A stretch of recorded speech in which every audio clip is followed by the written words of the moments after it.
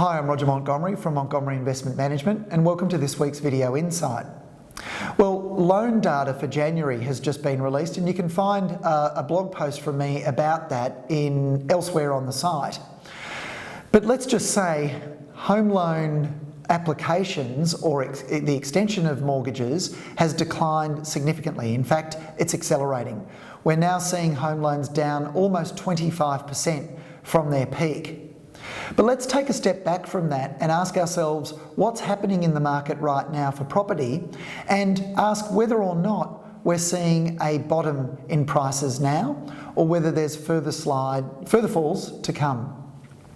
In this first table, which comes from APRA, you can see that way back in March 2017, the banks were writing about $33 billion worth of mortgages in a quarter. Fast forward to the September quarter of 2018, last year, and you can see that that number had dropped to $14.4 billion.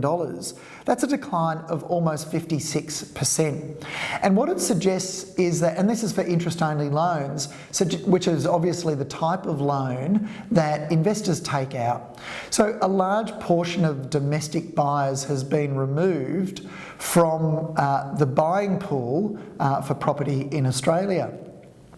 Now, if we turn to foreign buyers and look at this second chart, you can see that Foreign Investment Review Board approved investment in housing has declined precipitously as well. In fact, back in 15-16, about $72 billion worth of investment in housing was approved by FIRB, and in 16-17 that had fallen to $25 billion.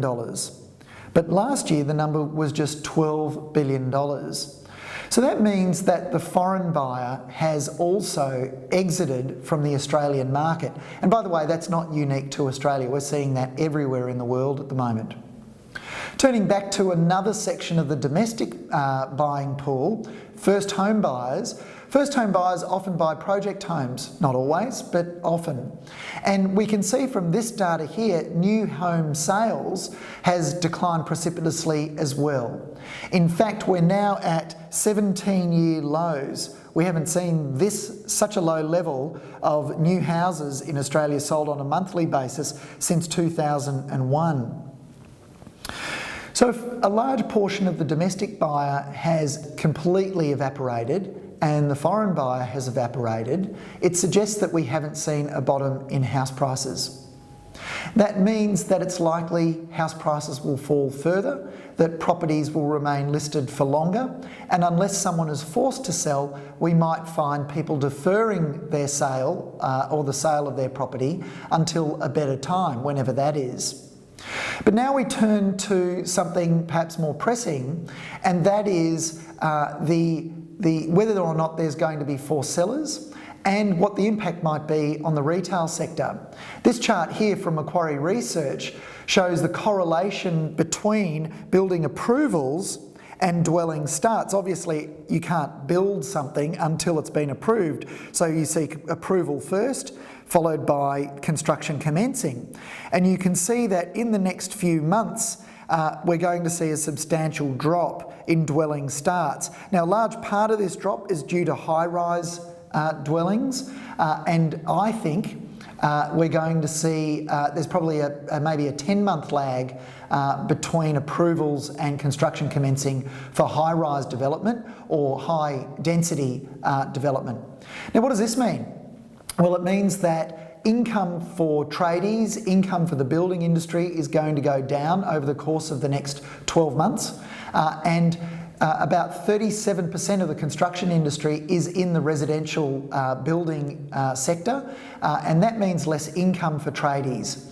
What are they going to be spending money on? Well, presumably they're going to focus on their mortgages. Remember, we've got record high levels of household debt to income and household debt to GDP in Australia.